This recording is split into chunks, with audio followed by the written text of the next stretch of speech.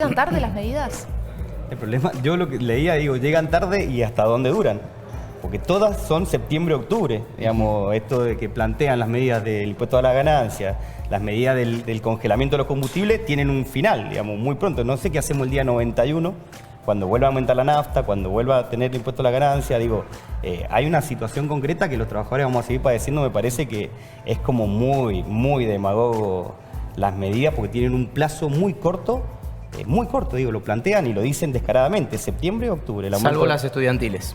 Y las pymes, digamos, que son 10 años, pero lo demás es todo por septiembre, octubre, digamos, no hay una medida estructural, es todo coyuntural, intentan remediar una situación que de verdad es bastante compleja. Yo lo escuchaba, decía, bueno, las medidas sobre el impuesto a las ganancias, este beneficio del beneficio impositivo de los 2.000 pesos.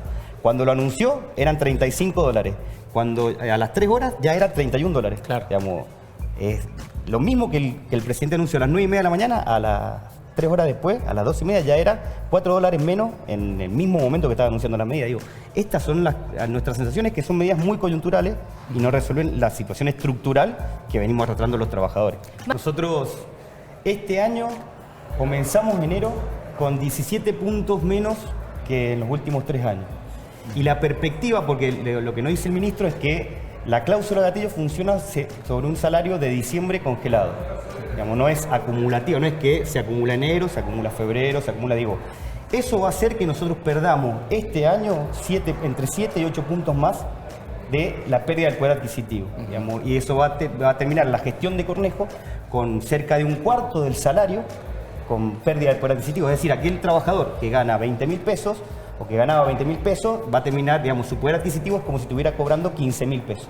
Digamos, porque no ha ido acompañando este tipo de aumentos que dan por decreto, que no es en el ámbito de la paritaria, que no se resuelve como se tiene que resolver, solo benefician a las cuentas o a las supuestas cuentas del gobierno, y en ese sentido, digamos, nosotros lo que necesitamos es que el gobernador, así como le pide al presidente de la Nación que llame a los consensos para generar los consensos necesarios, me parece que Cornejo tendría que repetir, digamos, y convocar a los trabajadores a discutir en el ámbito de la paritaria, digamos, consultar qué nos está pasando, cuáles son las situaciones que estamos padeciendo, porque el impuesto a la ganancia en estas medidas abarca un sector. Hay municipales, celadores, docentes con un cargo, docentes con doble cargo, que no están lejísimos de llegar a los 55.000 pesos de bruto para pensar en el impuesto a las ganancias.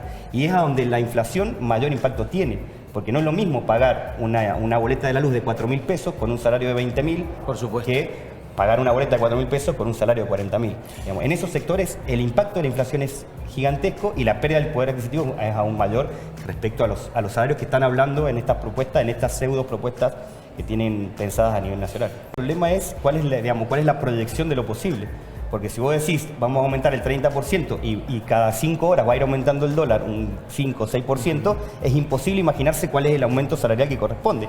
En algún momento la CGT estaba planteando que el salario mínimo tenía que estar rondando la canasta básica. Digamos, hoy es 12.500 pesos, está lejísimo de lo que nos podemos imaginar.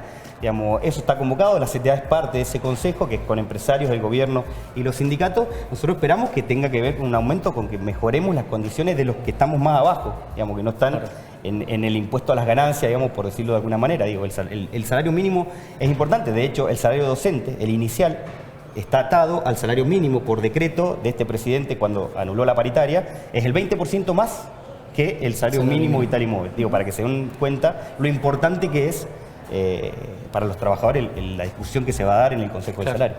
Hoy ha habido reunión de Mesa Nacional y el planteo es que el 21 tengamos reunión de secretarios generales, porque de verdad que si la variable de ajuste vamos a seguir siendo los trabajadores con estas medidas, digamos, que son espasmódicas, que intentan resolver algo que de verdad para nosotros es difícil, digamos, imaginarnos que en el 2015 el salario, digamos, en este marco de convocar al Consejo del Salario, en el 2015 eran $600.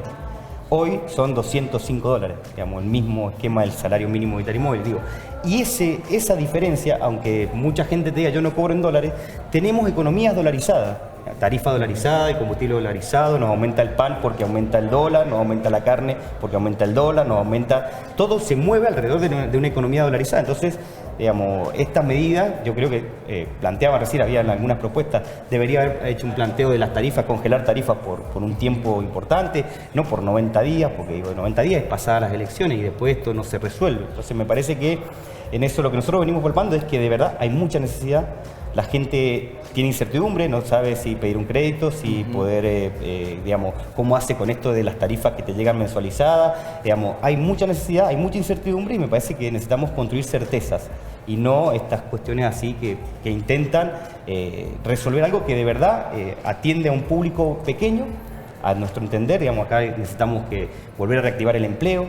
Yo le decía fuera de cámara, digamos, nosotros lo que planteamos siempre es, de verdad que si lo que queremos es reactivar la economía, lo que tenemos que tener es los salarios acordes para la reactivación económica. Los trabajadores no vamos a abrir cuentas en Panamá para depositar nuestro salario. Los trabajadores, cuando tenemos una plata más, o cambias el auto, mejorás la ropa, podés salir a comer el fin de semana, vas al cine, digo, consumís. Calidad de vida. Es mejorar, digamos, en eso. O comprar en el mercado en vez de ir al supermercado a un mayorista a estar 3 horas, como está pasando ahora. Digo, estas cosas son las que hacemos los trabajadores. Si el gobierno de la provincia, que es el que de alguna medida tiene que hacerse cargo, no comprende esto, de verdad, esto, digamos, no se va a resolver como debería resolverse, que tiene que ver con las necesidades de los que menos cobran. Me parece que en esto hay que atender a una medida concreta. ¿Qué vamos a hacer con esos salarios? De 8.000, 9.000, 15.000 pesos, que le llegan boletas de 4.000 pesos de luz.